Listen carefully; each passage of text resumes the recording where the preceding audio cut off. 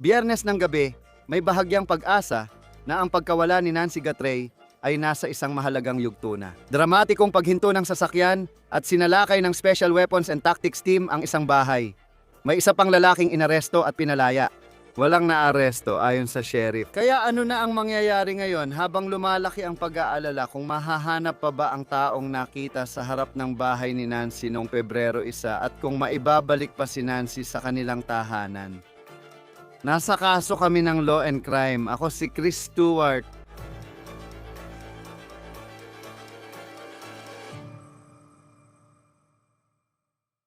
Labing-apat na araw na ang lumipas.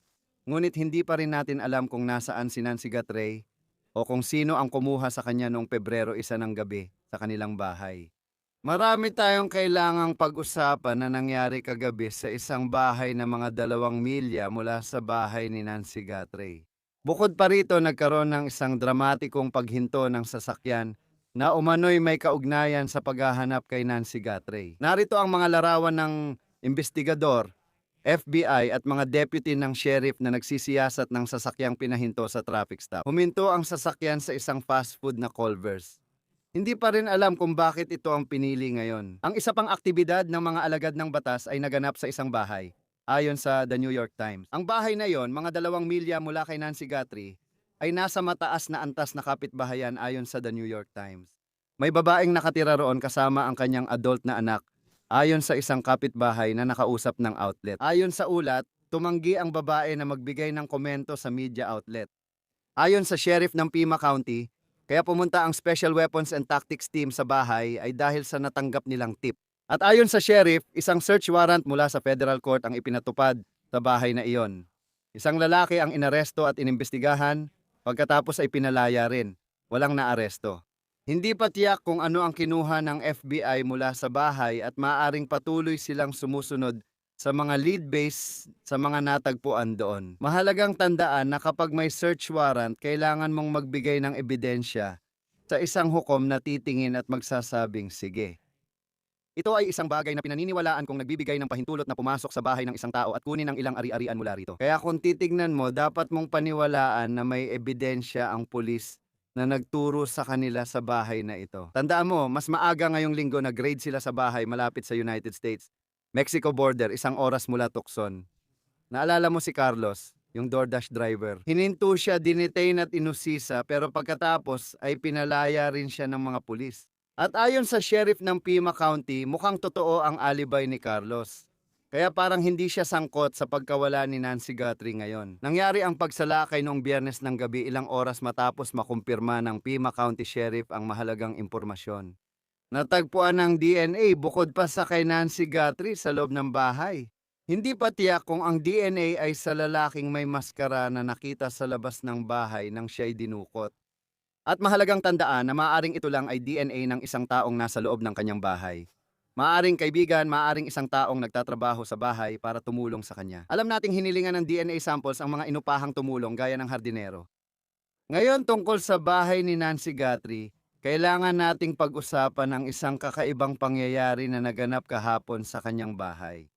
Ito ay noong Biyernes at ito ang larawan ng isang kumpanya ng paglilinis ng pool na pumunta sa bahay ni Nancy Gatrey at nilinis ang pool sa kanyang likod bahay.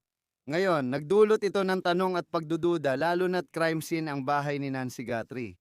Sinabi ng sheriff ng Pima County na ang pamilya Gatrey ang humiling na may pumunta at maglinis ng pool ngayon. Sa panayam sa Fox News, tinugunan ng sheriff ang ulat na posibleng may miyembro ng pamilya Gatrey na suspect. Matagal na naming narinig yan simula pa ng investigasyon.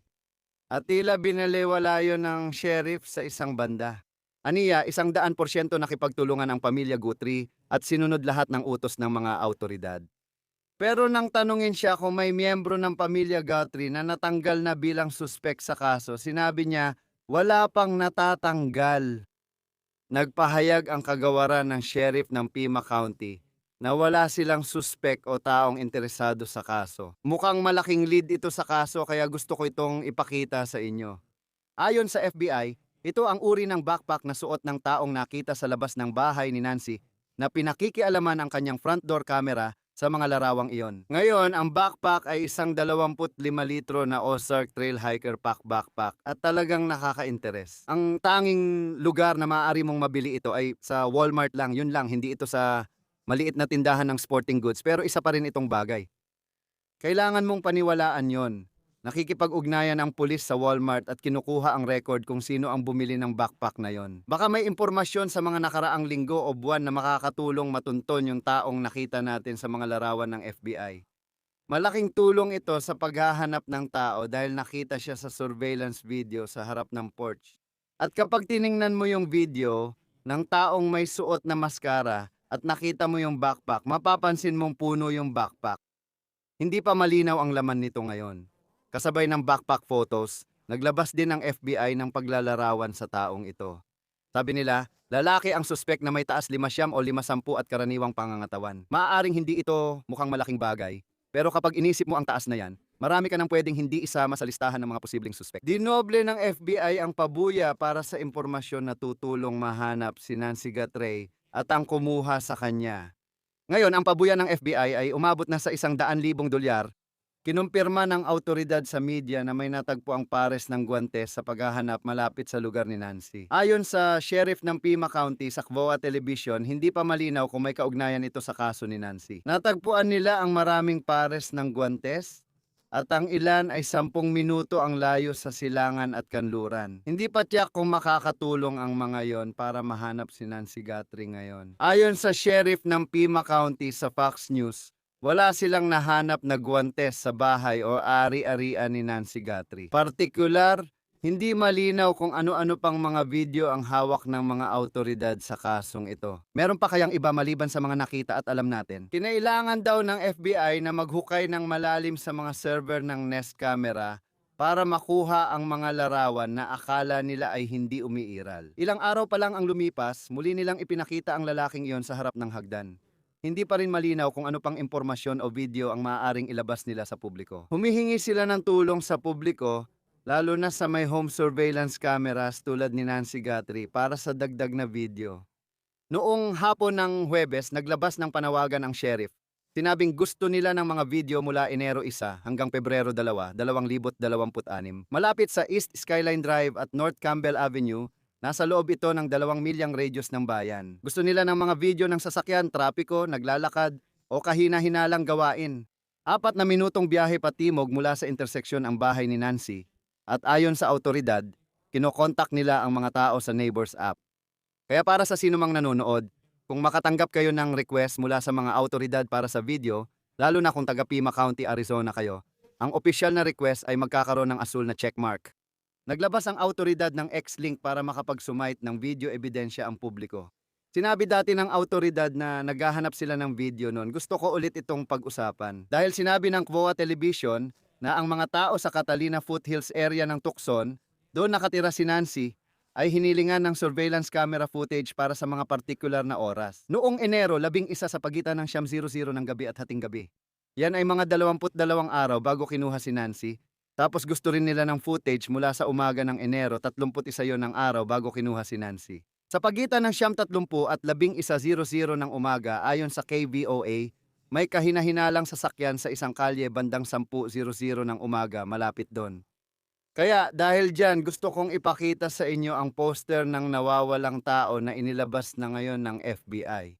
Muli, may gantimpalang P100,000 para sa impormasyong makakatulong hanapin siya o ang kumuha sa kanya. At kung meron kayong anumang impormasyon tungkol kay Nancy Guthrie, makipag-ugnayan sa Pima County Sheriff's Department 520-351-400 para sa 1800 call FBI o tips fbi.gov. Kasama natin ngayon si retiradong New York Police Department Detective Tom Smith, co-host ng The Gold Shield Show, para talakayin ang pinakabagong balita sa kasong ito.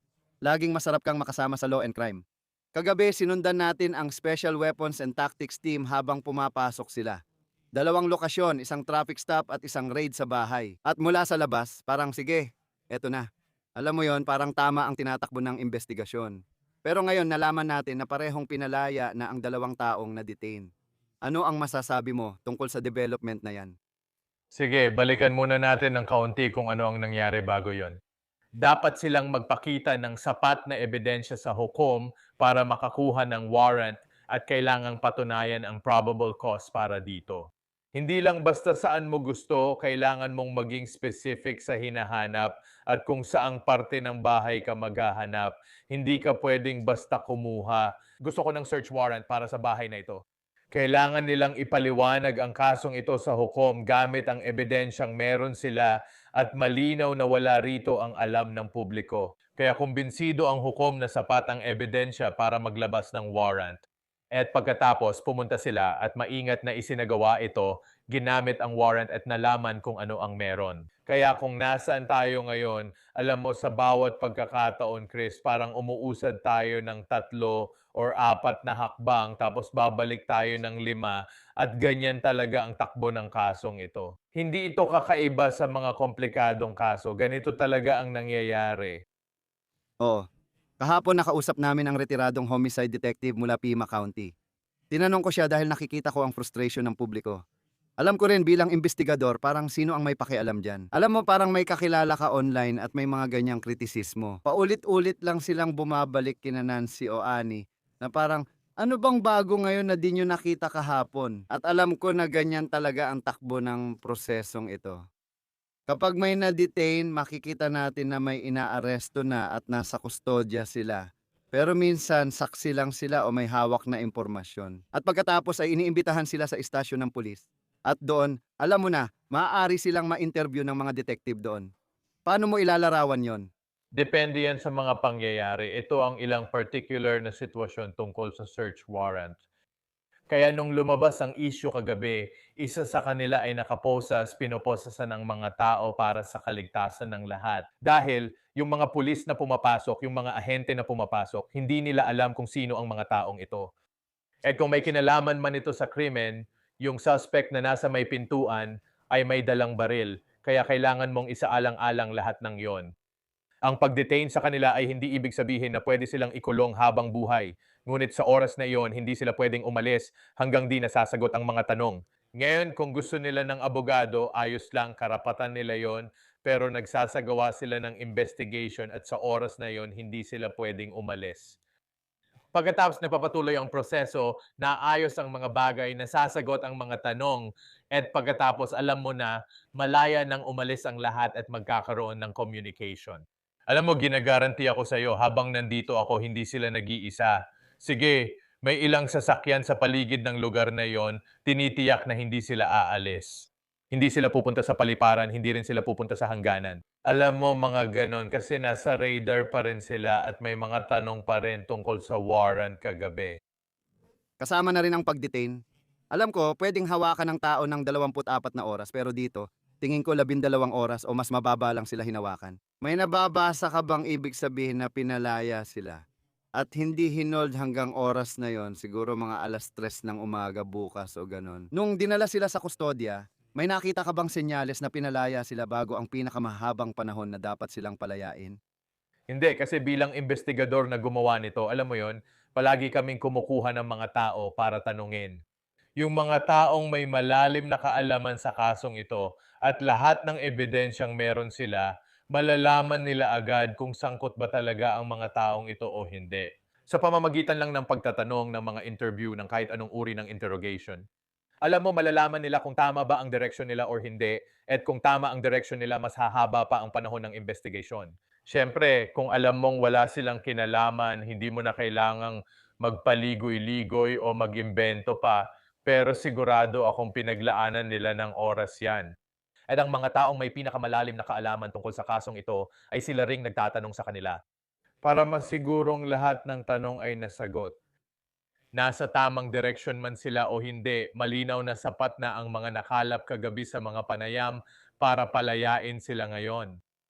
At kapag tiningnan mo, alam mo, at kilala ko si Ginong Carlos at Rio Ricos, Arizona kanina. Alam mo, ayon sa sheriff ngayong linggo, mukhang totoo ang alibay niya. Pero parang data ng cellphone ang nagpatibay sa paniniwala nila na isa siya sa mga gusto lang nilang makausap.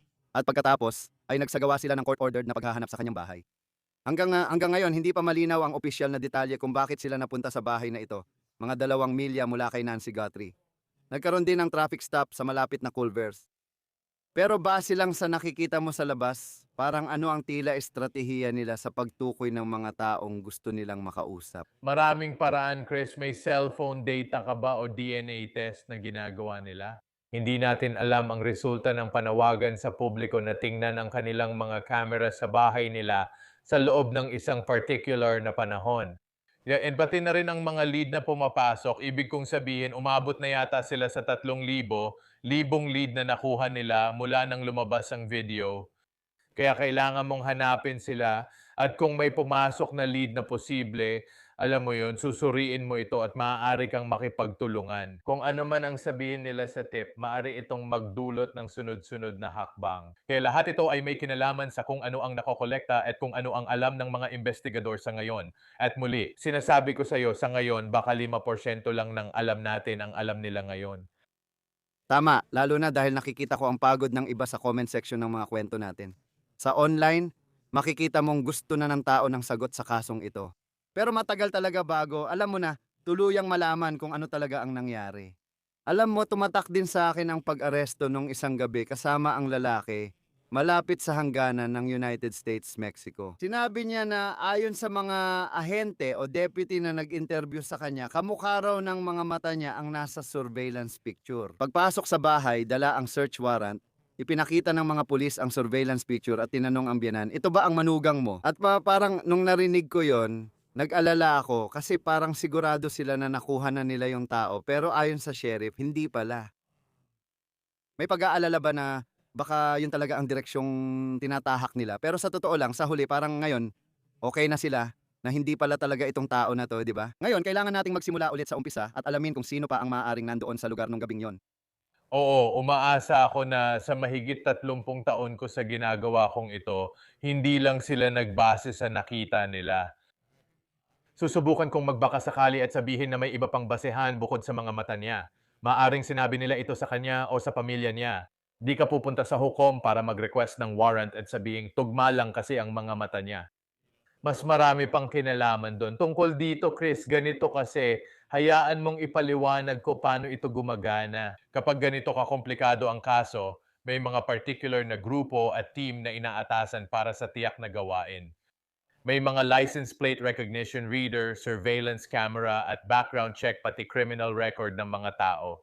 Iba't ibang team ang inaatasan para dito. Kaya kahit na nangyari ito at may malaking operation na naganap kagabi, lahat ng ibang grupo ay patuloy pa ring nagtatrabaho at patuloy silang nakakahanap ng iba pang mga bagay na maaaring magdala sa kanila sa paglutas ng kasong ito. Kaya kahit may operasyon kagabi, hindi ibig sabihin titigil na.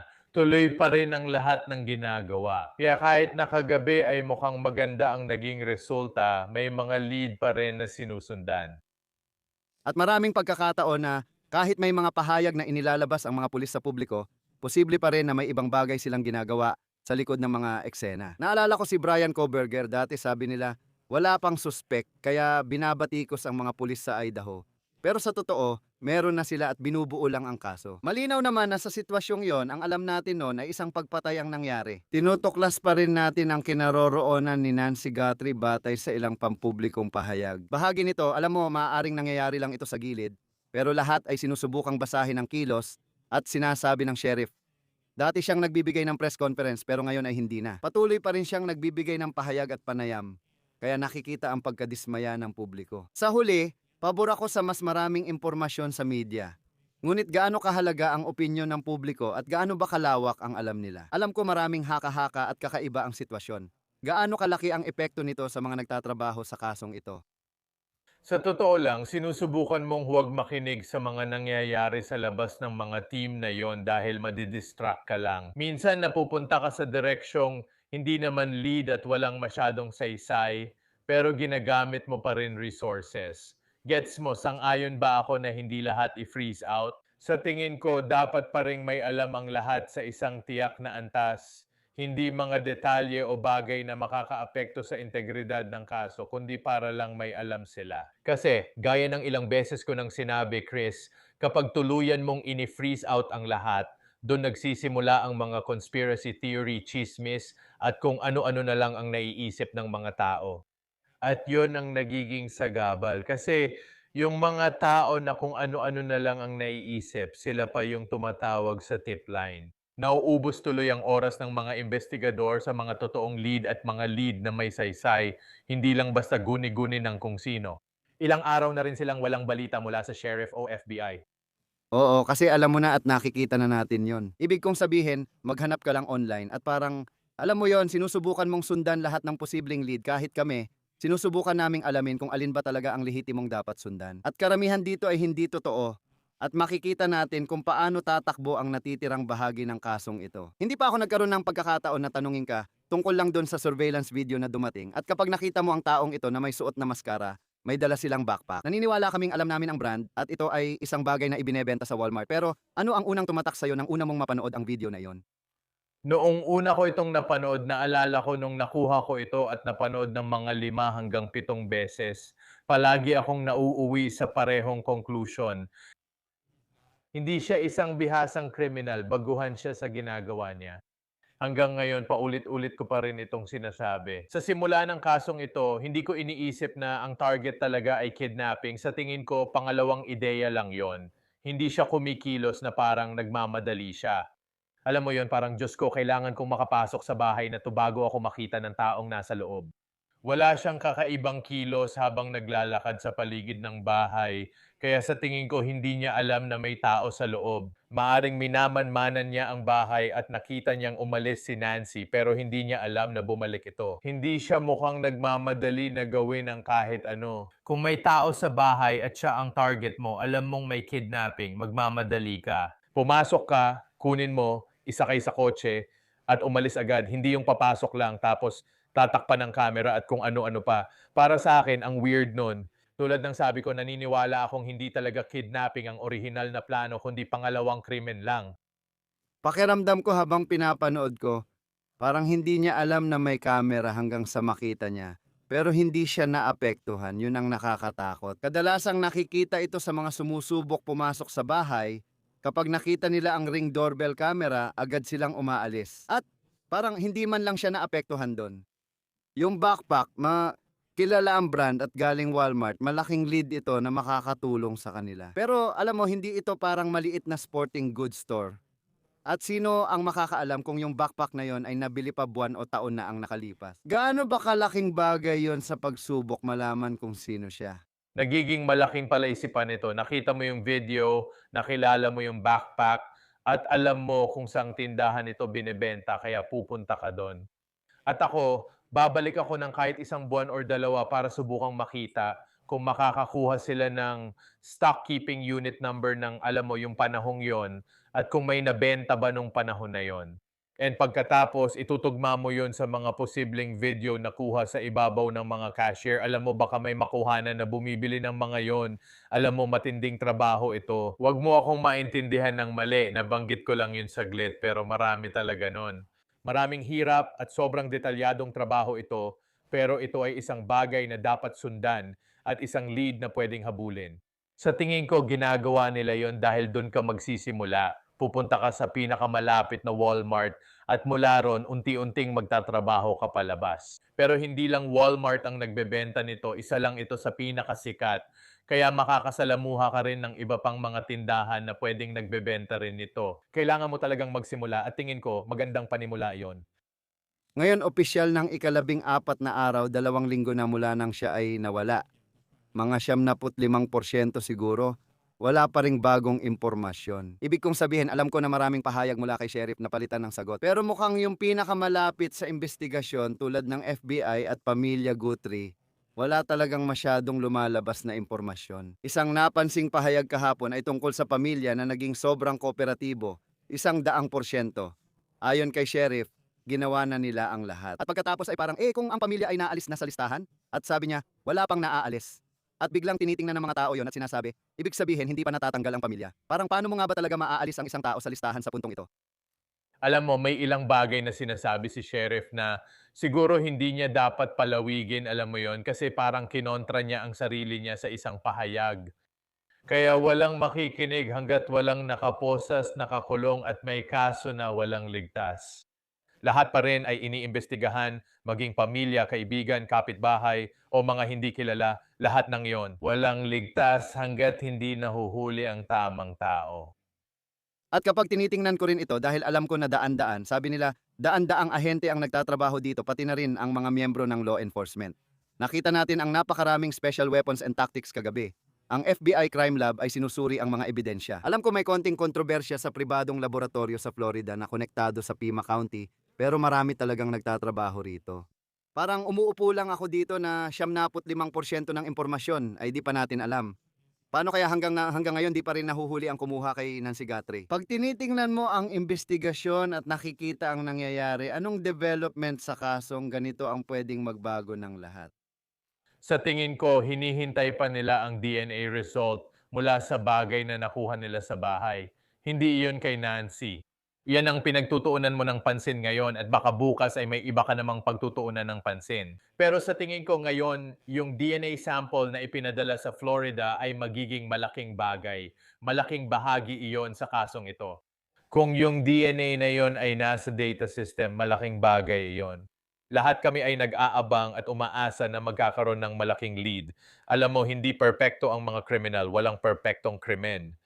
Kaya umaasa ka na may pagkakamaling nagawa sa kahit saan o may taong may alam tungkol dito na maglalantad sa mga taong ito, alam mo, iyan ang pinanghahawakan ng mga investigador sa paghahanap ng lead at paghawak ng ganitong kaso. Sinasabi ko sa iyo, Chris, ngayon lahat ng investigador, detective at ahente ay hindi natutulog, kumakain o umuuwi.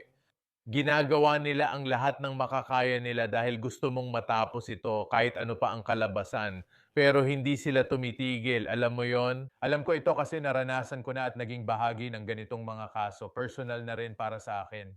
Ngayon, sila na ang may responsibilidad mahuli ang taong ito. Dasal na lang tayo na maging maayos ang lahat. Oo. At ngayon, alam mo na, araw na ito ay ika-14 na pero mukhang kahit papaano. Umaasa ka na may mga hakbang na pasulong sa investigasyon na pwedeng magdala ng malaking pagbabago na pwedeng magbago ng lahat. Tom Smith, retiradong New York Police Department Detective at co-host ng The Gold Shield. Masayang makasama ka sa Law and Crime. Salamat sa pagsama. Salamat sa muling pag-imbita sa akin, Chris. Kung may impormasyon ka tungkol kay Nancy Guthrie, kontakin ang Pima County Sheriff sa 520-351-400. Maaari ka ring makipag-ugnayan sa FBI sa 1800, tawagan ng FBI sa numerong iyon o bisitahin ang website na tipsfbi.gov. Yan na ang lahat para sa kasong inilahad ng Law and Crime. Mag-subscribe sa YouTube at Spotify. Live na rin kami sa Peacock. Ako si Chris Stewart. Hanggang sa muli.